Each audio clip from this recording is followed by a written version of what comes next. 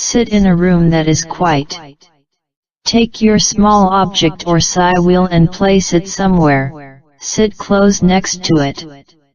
What you want to do now is to cup your hands around the object and imagine energy flowing through your hands. Don't use your own energy because you will get tired easily. Instead, use another source of energy. And imagine yourself obtaining energy from that.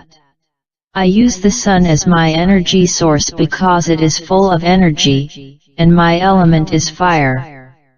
Imagine the object moving in your mind. This is the hard part though. Don't stress too much or focus on it too much, or have little focus on it.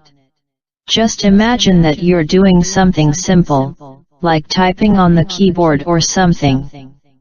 Just keep doing that, and don't worry if it doesn't work for the first time. It also happens to me as well.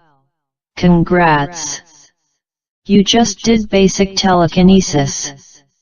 Just practice doing this daily, and soon you might be able to do telekinesis without too much pressure. I also recommend meditating for about 15 to 30 minutes a day. It just helps you focus more. Message me if this spell works.